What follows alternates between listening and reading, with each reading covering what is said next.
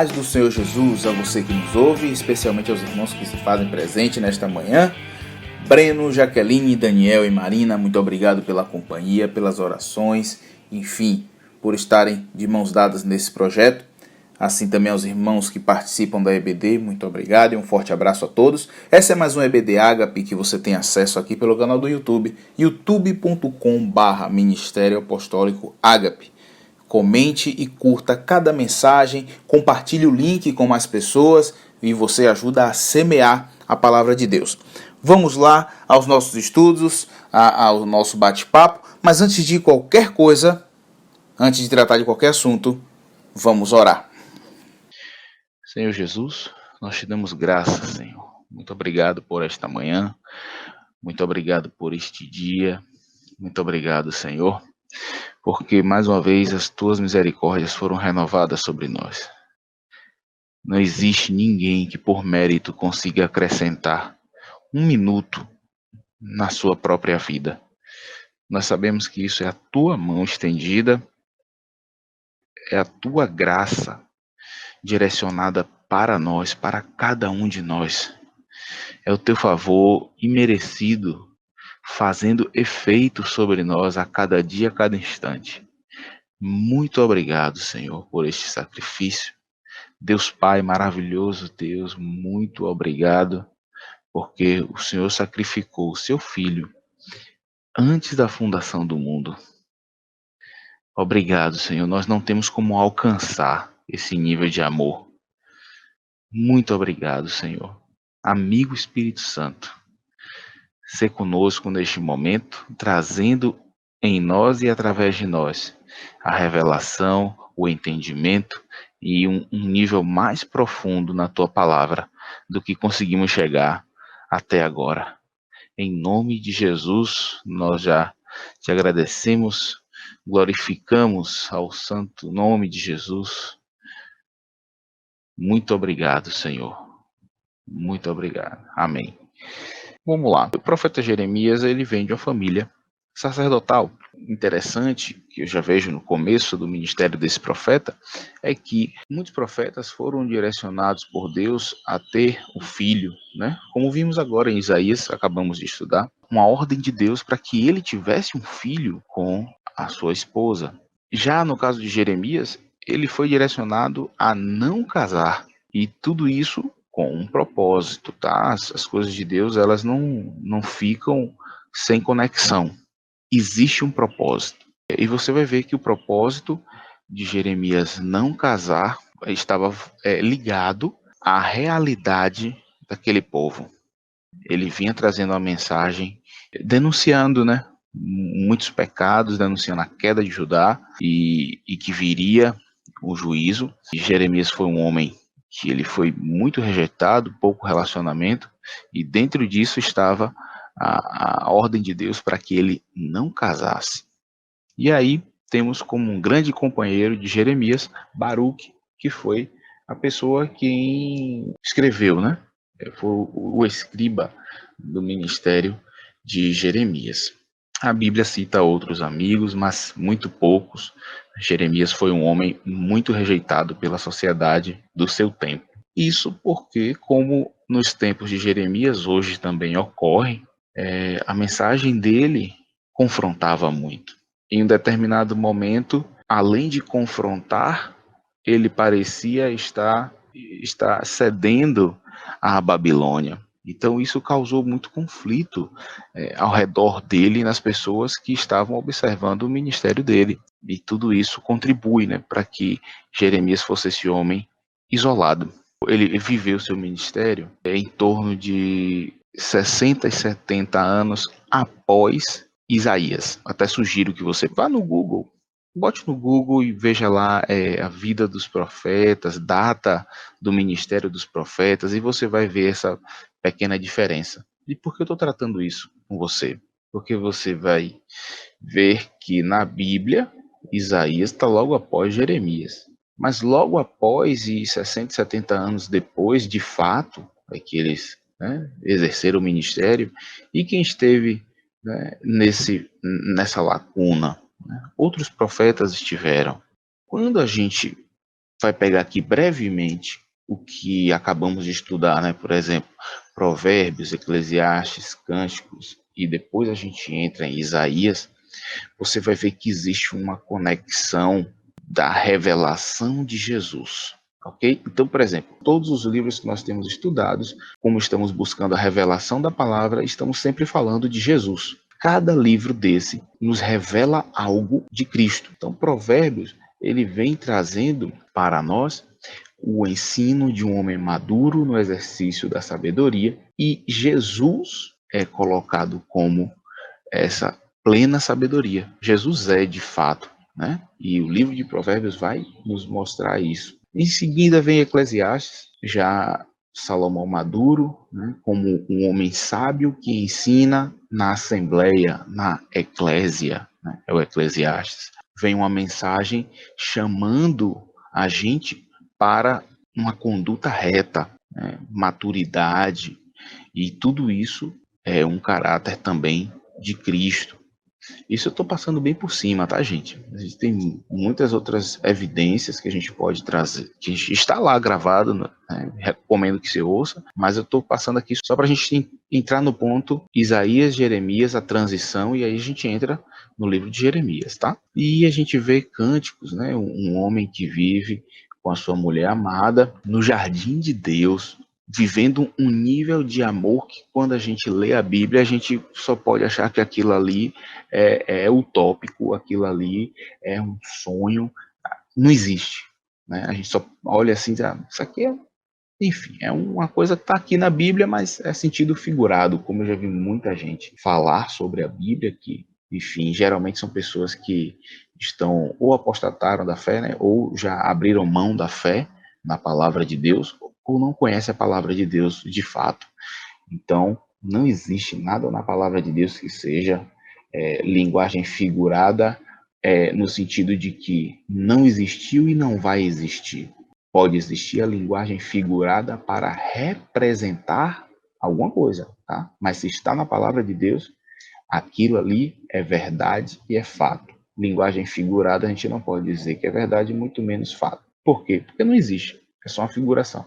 Mas vamos lá. Após cumprirmos, né, os caminhos de sabedoria, de maturidade, a gente volta agora, Deus nos traz agora para um ambiente ideal, o jardim. Pronto, agora que ele mostrou o jardim, aí ele vem e diz pra gente, tudo bem, vocês querem o jardim, mas ó, a realidade não tá boa, precisa consertar, e aí ele vem trazendo, né, os inimigos que vão guerrear e tal, por causa do pecado do seu próprio povo, e ele traz uma mensagem de esperança, né, porque Isaías é um profeta messiânico, e é o livro da primeira aliança, Antigo Testamento, normalmente falado, que mais revela Cristo.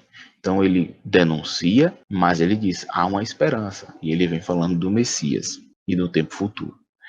Aí, em seguida, vem Jeremias, e ele vem relatando mais uma vez, denunciando os pecados do povo, as condutas equivocadas, alianças erradas, por medo, por um povo que deixou o seu Deus, deixou de se relacionar com seu Deus e por isso temeu as coisas que não eram de Deus, inclusive eram menores do que Deus. Jeremias, diferente de Isaías, o que ele vai ter de diferente é o seguinte: Isaías ele fala sobre o Messias que virá. Jeremias ele tem uma vida muito parecida com a do Messias, uma vida onde era um homem que viveu privado de todas as suas coisas em prol de uma mensagem, de uma verdade. Um homem que, como Jesus, a Bíblia nos diz, né, que ele veio para os seus, mas os seus o rejeitaram. Essa foi a vida de Jeremias, que a gente vai começar a estudar agora. O ministério de Jeremias ele durou mais ou menos 40 anos. E tem um outro ponto também muito significante da mensagem dele, que é o seguinte: ele traz, né, em sua mensagem, a questão de que aqueles que desobedecem ao Senhor serão abatidos, os que obedecem serão levantados, tá?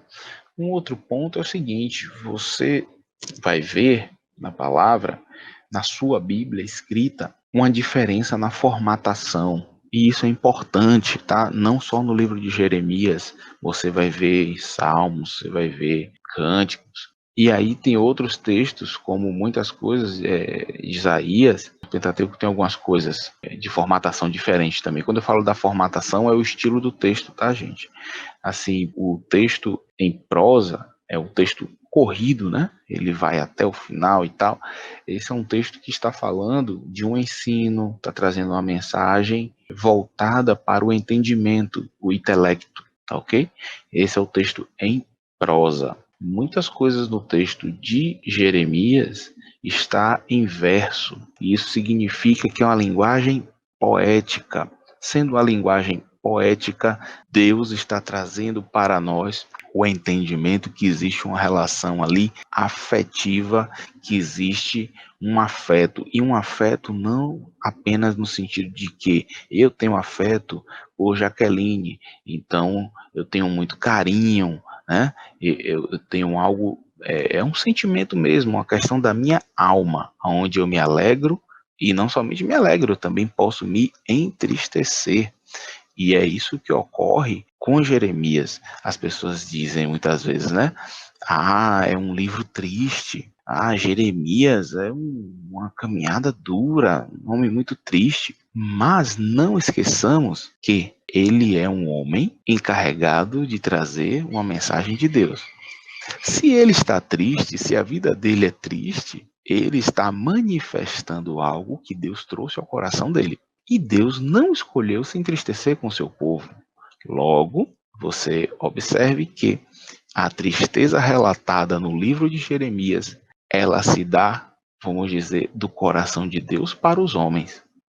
Porque o que os homens ofereceram para Deus não foi algo que o coração dele esperava. Talvez seja melhor a gente refletir e não mais dizer que o livro de Jeremias é um livro triste, Jeremias um profeta triste, mas que realmente o povo entristeceu o coração de Deus. É um livro que revela como o povo foi infiel e por isso a tristeza do profeta que veio do coração de Deus. Beleza? Eu acho interessante essa abordagem que o pastor Guilherme trouxe, pelo seguinte, Deus pode ficar triste sim, não é a primeira vez que a gente vê Deus mostrando o que é que está no seu coração em termos de sentimento, e a gente vai montando, né, esse caráter pessoal de Deus, como sendo uma pessoa mesmo, dotada de sentimentos, dotada de vontades, e a gente entendendo como Deus ele age aqui na Terra. Então é muito interessante essa questão de a gente estar verificando que os sentimentos fazem parte, sim, da pessoa de Deus, e a gente está preocupado, né, aqueles que assim entendem, com o que Deus acha, né? Se ele está feliz, se ele está triste, se ele está com ira, se ele está apaixonado por aquilo que está sendo feito. Então é muito interessante, pode tirar alguns bloqueios da nossa cabeça de que faz parte da natureza de Deus ter sentimentos assim como nós. Então, na verdade, é até o contrário. A nossa natureza de ter sentimentos possivelmente veio porque somos imagem e semelhança de Deus. Vamos lá. Jeremias, capítulo 1. Apesar de Jeremias ser um livro pouco abordado, né, em todo o seu contexto, inclusive na sua dificuldade por questões cronológicas, é um livro que tem versículos muito repetidos, muito batidos, e um deles a gente vai ver aqui agora, porque logo no capítulo 1, no verso 11, diz assim a palavra do Senhor. Ainda veio a mim a palavra do Senhor, dizendo, que é que vês, Jeremias? E eu disse, vejo uma vara de amendoeira. Verso 12. E disse-me o Senhor, viste bem, porque eu velo sobre a minha palavra para a cumprir. Aí, se a gente não vai esmiuçar a palavra, fica parecendo uma coisa sem sentido. O que é que tem a ver essa amendoeira com a palavra de Deus e o seu cumprimento? Enfim, o livro de Jeremias, vocês vão observar que ele traz muitos sinais envolvendo, né, animais, envolvendo plantas e tal. Acredito eu que por ser um cara um pouco solitário, ele tinha essa relação íntima, né, com a criação de Deus. Mas vamos lá. Olhando para a vida de Jeremias, você vai observar antes aqui, ainda no capítulo 1, né? Verso 4 diz, assim veio a minha palavra do Senhor dizendo, antes que eu te formasse no ventre eu te conheci, antes que saísse da madre te santifiquei, e as nações te dei por profeta. Mais uma semelhança aqui com o nosso Senhor Jesus Cristo, né? Antes de nascer, ele já era o Cristo. Lembre-se que Isabel, ao chegar próximo a ele, João também já havia começado seu ministério antes de vir à luz. E João já anunciou que ali viria o Messias. Enfim, assim também Jeremias foi escolhido como profeta para as nações. E aí, no verso 6, diz Jeremias: Então disse eu: Ah, Senhor Jeová, eis que não sei falar, porque sou uma criança. Ponto. Nesse tempo aqui, Jeremias era muito jovem, por isso ele teve esse posicionamento, né, de se olhar no meio de anciões, outros profetas que já atuavam, e levou ele a ter essa fala de dizer: sou muito jovem. Eu queria só abrir um parêntese aqui. Eu acho muito interessante essa passagem, que inclusive a gente já ouviu alguns outros repetirem essa frase de Jeremias, né? A gente ouve algo semelhante, Isaías fala, Moisés fala também, o Senhor mesmo falou aí, João Batista, mas tem também Salomão, e uma das coisas que pode estar relacionada a essa insegurança também de Jeremias, é que se a gente for olhar, a linhagem de Salomão já era uma linhagem real, Isaías era primo do rei Uzias, Moisés, apesar de não ser de uma linhagem real, ele estava inserido na nobreza, mas Jeremias não, né? Porém, a resposta de Deus para Jeremias foi muito semelhante à resposta que ele deu aos outros também, né? Que ele colocaria a palavra dele na boca, quer dizer, Deus estaria com ele em todo momento. Né? Independente disso, a gente também tem que entender o contexto histórico da época, né? As nações ao redor estavam em guerra, em expansão. A gente vê a Síria, nesse momento, estava em queda, mas o Egito e a Babilônia estavam em expansão, ou seja, estavam conquistando. E ele sabia que ele teria que confrontar as autoridades com profecias. Essas profecias, elas vinham diretamente para a autoridade do representante daquele país. Isso denota um pouco de insegurança, dado também a idade dele e grande desafio que ele teria que enfrentar, né? Alguns estudos dizem que Jeremias tinha por volta de 10 anos de idade, então realmente muito jovem, mas assim, a gente vê aqui que Deus ele passa essa segurança, né? Que ele colocaria as palavras, que as palavras realmente seriam dele, e não era para ele se preocupar.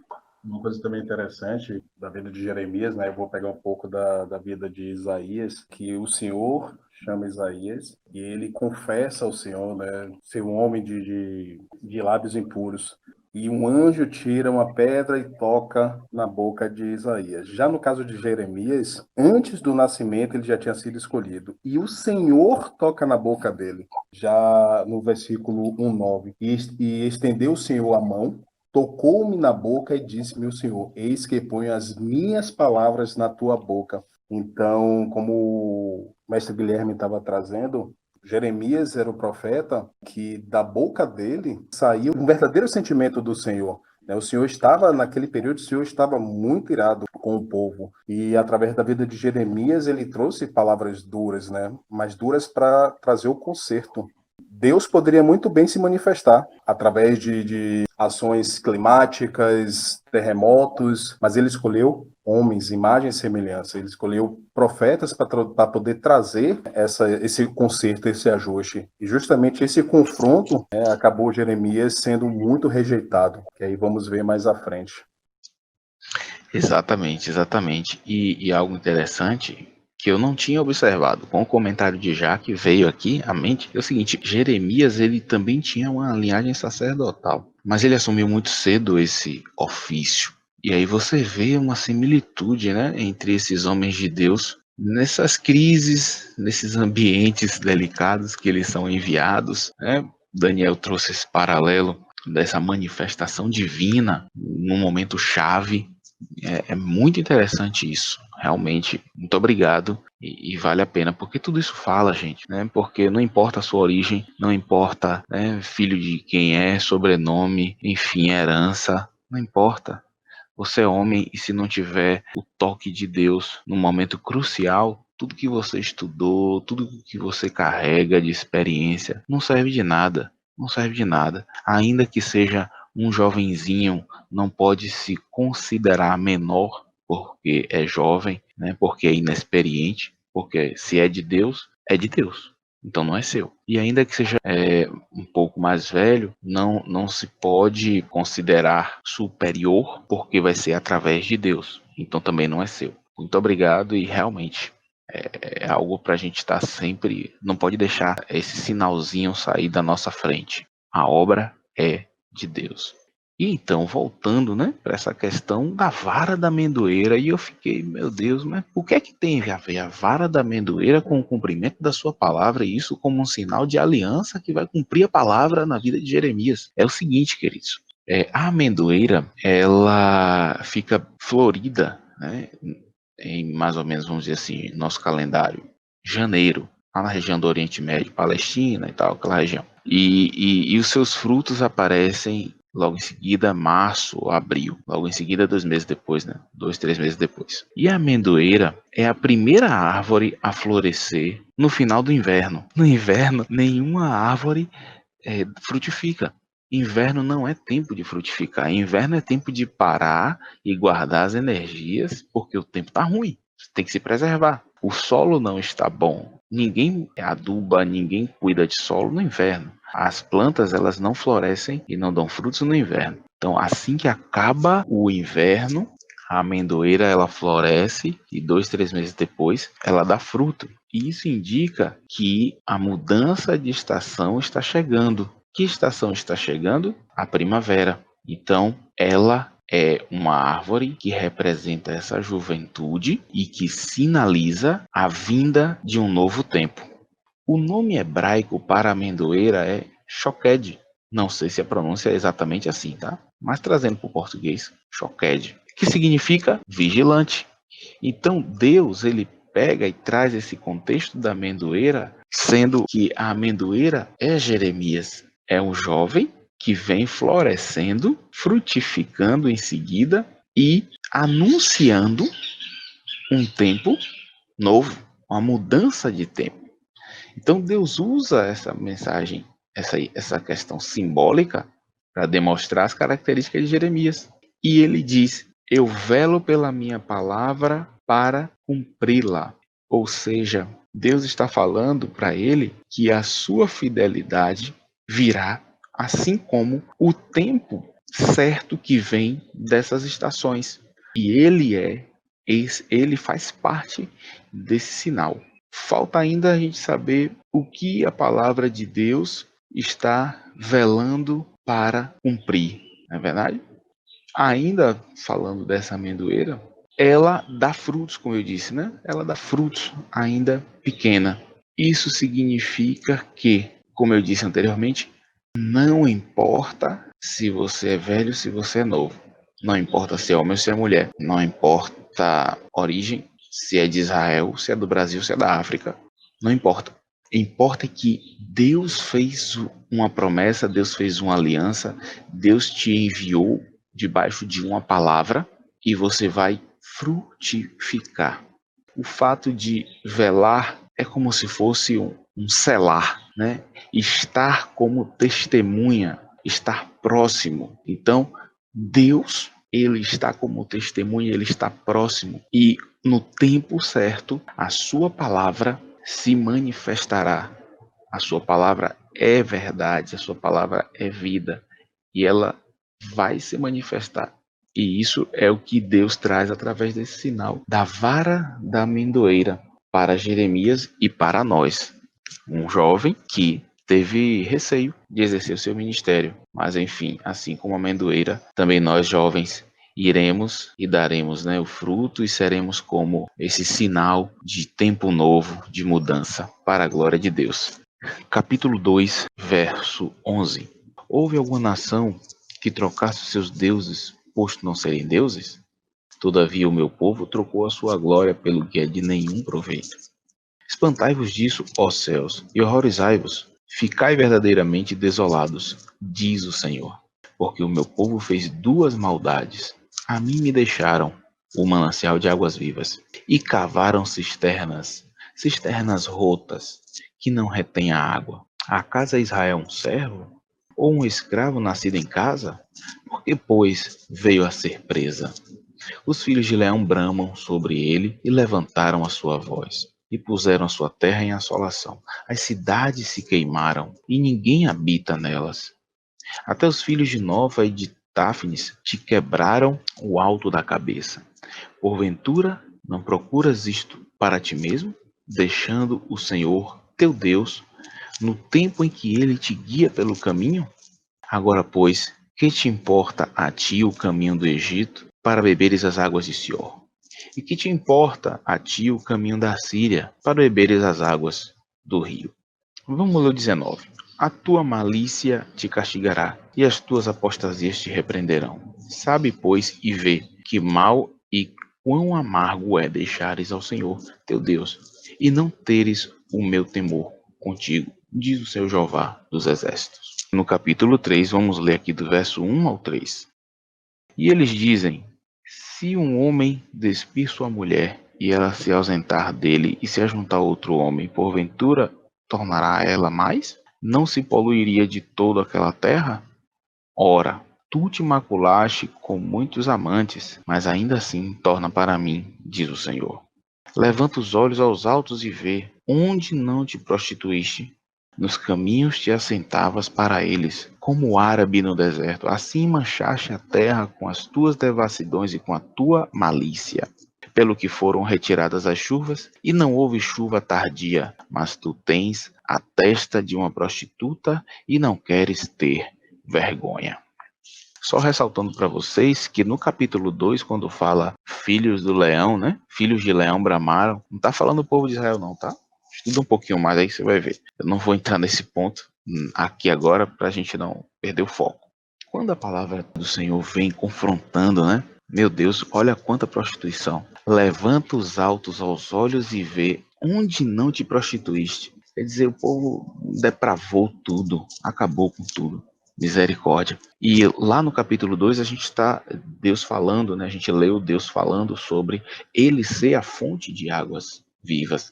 É uma fonte inesgotável e o povo preferiu cavar cisternas, ou seja, deixou uma fonte natural, infindável, e foi foi construir. É o mesmo princípio, é o mesmo espírito que regeu as pessoas para levantarem a Torre de Babel.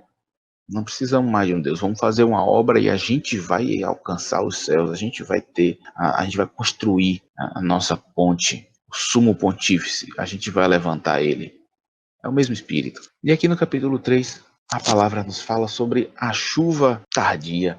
A chuva tardia, em outras versões bíblicas e outros textos, é o que nós conhecemos como chuva serôdia. A chuva da primavera. É a chuva desse tempo que Jeremias está aqui conversando, sendo usado por Deus e lá na frente, né, Deus conversando com ele. É a chuva da primavera. A chuva da primavera, ela vai fazer a diferença em toda a lavoura. Por quê? Porque é a chuva que vai trazer para a planta o que faltava, né, de água, de umidade, sais, né, através do solo e tal, para que haja amadurecimento dos frutos. Então, se falta a chuva tardia, se falta a chuva serôdia, não haverá fruto. Olha que profundo. O que é que adianta a gente caminhar sem fruto? O que é que adianta? Você lembra da parábola da figueira? Que Jesus olhou de longe e disse: vamos ali comer, porque ele teve fome. E olhando ao longe, Jesus, como Jeremias, ele sabia interpretar, ou melhor, Jeremias como Jesus. Mas Jesus sabia interpretar, né, os sinais dos tempos, como homens daquele tempo também sabiam, porque era normal para eles. A vida deles não tinha indústria, né, gente? Lembre-se que eram pastores e agricultores, ou comerciantes. E aí, Jesus olhou de longe, pela folhagem, tem fruto naquela figueira. E quando chegou, não havia o fruto. Haviam pequenos brotos que viriam a ser frutos. Então, aquela figueira foi amaldiçoada. Por quê? Porque ela tinha imagem, ela tinha sinais, ela tinha uma capa de que tinha fruto, mas de fato Não tinha. Era uma obra enganosa. Olha que profundo. Nós precisamos frutificar, irmãos. Essa palavra de Jeremias, ela é para nós hoje. A Bíblia é atemporal, querido. Por isso que recomendo a vocês, assim, tudo bem a gente usa Antigo e Novo Testamento, eu prefiro usar Primeira e Segunda Aliança, porque na minha mente não vai ter a palavra antigo, porque na minha mente o antigo remete a algo que a gente deixa na estante e cuida bem para admirá-lo, mas a gente usa o novo. E assim, meu Deus, eu sinto no meu coração agora um chamamento profundo para que a gente viva os fundamentos da palavra de Deus. Porque, queridos, olha a estrutura da Bíblia. Pentateuco trazendo fundação do mundo, criação do homem, a saída do povo de Deus para outras terras. Depois vem livros ensinando sobre o que é pecado, o que não é, como caminhar, como adorar a Deus, ensinos de que o povo que obedece a Deus, o que ocorre, o que não obedece, o que ocorre. Profetas dizendo, virá o Messias, corrijam sua conduta. Aí depois é que vem lá na Segunda Aliança o Messias. Prova que o que toda a palavra disse sobre ele, vai, deixa o Consolador e diz, eu voltarei. E aí vem agora as cartas de Paulo para os irmãos das igrejas, para corrigirem as condutas. Porque Cristo voltará e vem depois, né? O livro de Apocalipse dizendo, é chegado o fim. E nesse tempo aqui, quem fez, fez. Quem não fez, já não dá, não haverá mais tempo. Mas você só vai conseguir cumprir os mandamentos de Deus para nós se você conhecer o fundamento. Porque vai ser muito triste você ter uma Bíblia e ser julgado por essa Bíblia e na hora você dizer, eu não fiz porque eu não sabia. Mas esse direito não lhe é dado, porque você tem uma Bíblia, que tem aí na sua Bíblia o livro de Levítico, o livro de Deuteronômio, como se não bastasse dar a lei uma vez e deixar escrita, Deus repete, por isso Deuteros. Deuteros norma, repetição da lei. É muito triste, irmãos, você saber que tem o mesmo número de desviados contabilizado pelo IBGE, é o mesmo número do que tem hoje declarado cristão, neopentecostal, evangélico, enfim, para mim são todos protestantes. Tem cristão protestante e cristão católico. É muito triste a realidade hoje que nós vivemos de um povo que não conhece a palavra de Deus e vive guiado por versículos. E isso não vai fazer você dar fruto, porque você precisa de um fundamento de fé. E fundamento de fé, não estou dizendo que basta conhecer o Antigo Testamento ou a Primeira Aliança. É um homem pleno debaixo de uma Bíblia plena. De Gênesis a Apocalipse. Então, para que a chuva não seja cessada da sua vida, para que todo o esforço que você fez até aqui não venha a ser em vão, porque faltou a chuva serôdia, porque faltou a última chuva. Você teve tudo, mas faltou a última chuva. Como disse o profeta Isaías, à lei e aos profetas, se eles não falarem à luz dessa palavra, não verão a relva, viverão em trevas. Então, queridos, eu faço um clamor neste momento. Vamos nos aliançar com a palavra de Deus por completo, em nome de Jesus, para que demos frutos e frutos de arrependimento. Acho muito legal, né, o que o pastor mestre Guilherme trouxe, já para incitar os irmãos a pensarem. Nós chamamos os 39, se não me engano, os primeiros livros da Bíblia de Antigo Testamento, mas nós chamamos assim. Nós chamamos os demais livros de Novo Testamento, mas a Bíblia, e no próprio livro de Jeremias, ela não chama esses livros de Testamento de Aliança. No próprio livro de Jeremias que a gente está estudando, em Jeremias 31, no versículo 31, que Deus diz, eis que dias vem, diz o Senhor, em que farei uma aliança nova com a casa de Israel e com a casa de Judá. Primeiro ponto, se você invalida o Antigo Testamento, então você invalida a nova aliança, porque a nova aliança foi profetizada no Antigo Testamento. Então, se você acredita que o Antigo Testamento não deve ser vivido, então nem o Novo Testamento existe, porque o Novo Testamento só está ali por causa do Antigo. Existe um detalhe muito importante quando a gente fala de aliança, nós não temos essa ideia do que vem a ser aliança como povo do Ocidente, mas Deus deixa talvez mais claro para a gente qual vai ser a aliança que ele está tratando que vai ser modificada. Ele diz, não conforme a aliança que fiz com seus pais no dia em que o tomei pela mão para os tirar da terra do Egito, porque eles invalidaram a minha aliança, apesar de eu os haver desposado. Deus diz que ele vai fazer uma nova aliança porque aquelas pessoas invalidaram, mesmo Deus tendo se casado com elas. Aí Deus diz, mas esta é a aliança que farei com a casa de Israel depois daqueles dias. Porei a minha lei no seu interior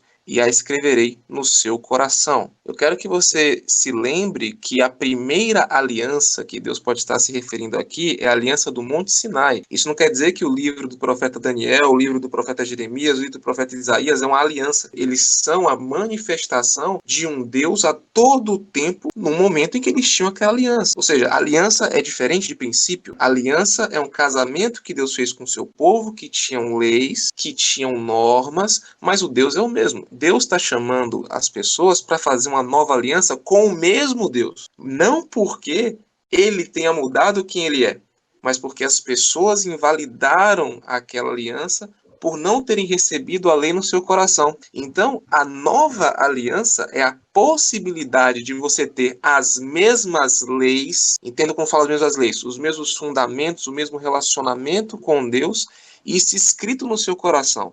Deus diz, porém, a minha lei no seu interior. Então, se eu não tenho a lei de Deus no meu interior, se eu não entendo o fundamento, a lei, que lei é essa que eu estou botando no meu interior? Eu quero que a gente observe que quando Moisés desce do Sinai, do monte, ele quebra as tábuas da lei porque o povo tinha se apartado. E Deus fala, não, nesta nova aliança que estamos vendo agora, eu vou botar a possibilidade de não escrever mais a lei em tábuas de pedra, mas de escrever a lei no seu coração. Então, se a gente não entende a lei como os fundamentos, o princípio de Deus, as normas de Deus para que tivéssemos uma boa vida, a gente não vai conseguir separar aquilo que é temporário daquilo que não é temporário, aquilo que passa daquilo que não passa. E a pessoa de Deus não passa. A Bíblia diz que o nosso Deus, nele não há sombra de variação. E aí, Deus continua dizendo, né, que a nova aliança seria um momento em que nós pudéssemos aprender e ter essas palavras dentro do nosso coração. Finalizando, no versículo 34 de Jeremias 31, ele diz, não ensinará mais cada um a seu próximo, nem cada um a seu irmão, porque todos me conhecerão. Observem que a nova aliança é uma aliança para que as pessoas conheçam a Deus. Aquelas que rejeitaram o conhecimento de Deus no seu coração, escrever quem é Deus nas tábuas do seu coração, elas agora terão essa possibilidade, porque Deus diz, lhes perdoarei a sua maldade e nunca mais me lembrarei dos seus pecados. Então, nós chamamos os livros de nova aliança, mas eu acredito, e isso é um comentário, não quer dizer que tem que ser a verdade, é um comentário de um irmão, assim como você, de que a antiga aliança que Deus se refere é uma aliança feita no Monte Sinai. Existem alianças no Antigo Testamento que não foram destruídas, a aliança com Davi, de que virá um rei da descendência de Davi. Existe mais do que uma aliança, do que a gente chama de Antigo Testamento, Antiga Aliança. A gente tem que ficar atento qual foi a aliança que o Deus disse que ia aparecer, uma nova, quais são os propósitos dela e por que ela efetivamente aconteceu. Breno, observe que Jesus disse, eu não vim derrogar a lei, eu vim cumpri-la. E depois ele diz ainda, eis que vos dou um novo mandamento vos dou. Jesus disse ainda também, qual o primeiro mandamento? Que amai o Senhor teu Deus acima de todas as coisas. Ok, um novo mandamento vos dou, ame ao próximo como eu vos amei. Então, Cristo, ele usa essa nomenclatura do novo mandamento. Mas o novo não quer dizer que ele deixou o velho. Inclusive que Cristo também diz, a nova aliança no meu sangue. A nova, ela só aprofunda o que a primeira, que Cristo, nem Deus, nem nenhum dos profetas disse velha. Aí, quando vem uma nova, não vem substituir, mas vem tornar o relacionamento, o nível de intimidade mais profundo. E é isso que nós temos que ter em mente. Deus, ele é infindável e Deus, ele é eterno. O eterno não tem nem começo nem fim, e esse é Deus. Então, não existe Antigo nem Novo Testamento para Deus. Existe uma lei. Vamos lá. Obrigado, Senhor Jesus. Cada capítulo da Bíblia, Deus esconde ali tesouros preciosos. Então a gente vai dar um pulo aqui. Em casa você medita, em cima do que a gente está trazendo, você tenha a sua intimidade com Deus, a sua revelação, suas anotações pessoais com Deus. Porque Deus vai usar isso. Deus vai usar você para ministrar para pessoas que nós não atingimos. Então você é essa boca de Deus na terra, ok? Você é um novo Jeremias que vai sair por aí, né, denunciando, lógico, com muito amor e cuidado. Deus vai usar você na sua realidade com o que você tem, mas você precisa estar alimentado, você precisa estar municiado, você precisa estar alimentado por essa palavra, tá bom?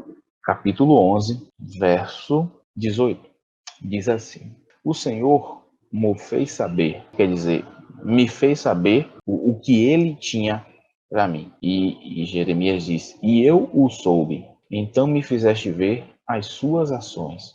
Verso 19: e eu era como um manso cordeiro que levam à matança, porque não sabia que imaginavam projetos contra mim, dizendo: destruamos a árvore com o seu fruto e cortemo-lo da terra dos viventes, e não haja mais memória do seu nome. Ponto. Vamos parar aqui, porque está tudo conectado.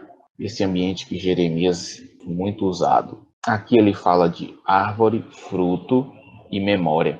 Vamos abrir a palavra do Senhor lá em Romanos. Pega a sua Bíblia, folheia a sua Bíblia e abra ela lá em Romanos 11, verso 17. Vamos ler do 17 ao 22.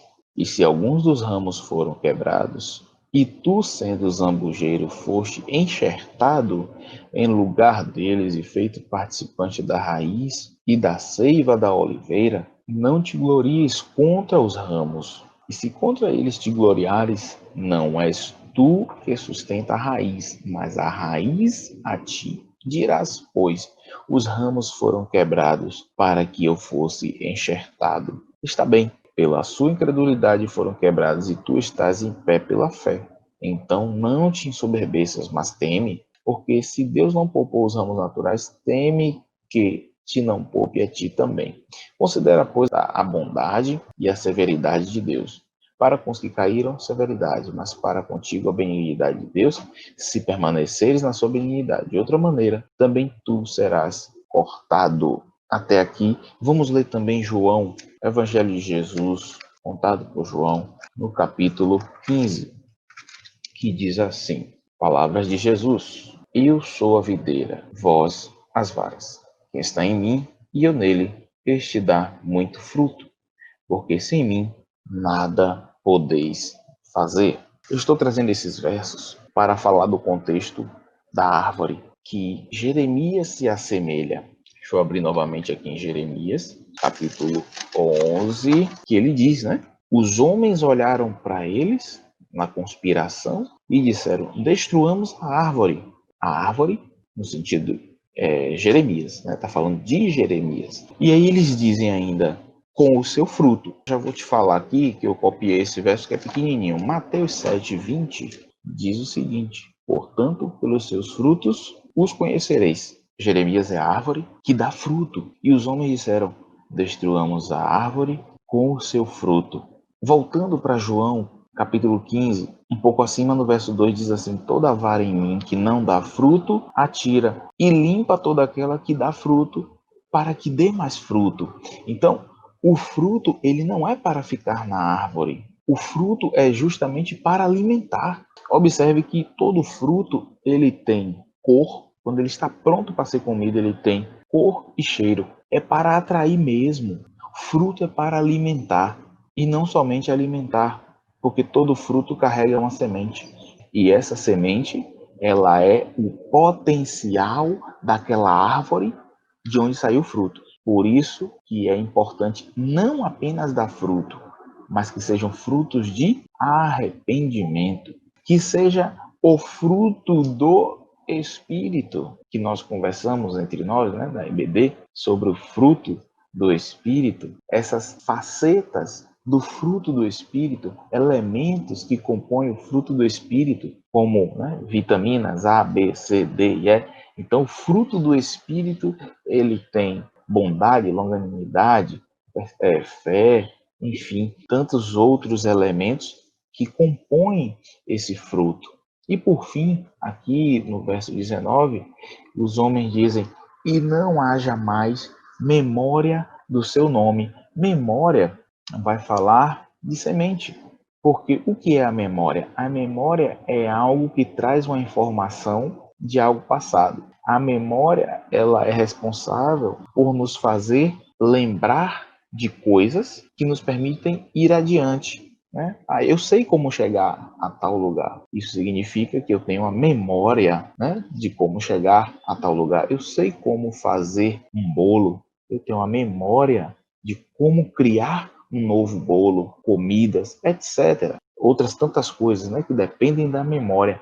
E essa memória é a semente. E aí você vê, né, no Evangelho de Jesus, lá em Lucas, no capítulo 8, que diz: esta é, pois, a sabedoria. A semente é a palavra de Deus. Então os homens queriam matar a árvore, junto com ela o fruto, para que não ficasse uma semente. Então, queridos, quando eu disse lá atrás sobre a importância de buscarmos a fonte correta, que é Jesus Cristo, através da sua palavra, é porque nós precisamos estar recebendo da fonte e recebendo no tempo certo a chuva serôdia para que tenhamos fruto. Esse fruto, ele é um fruto que vai alimentar outras pessoas, mas não somente alimentar outras pessoas.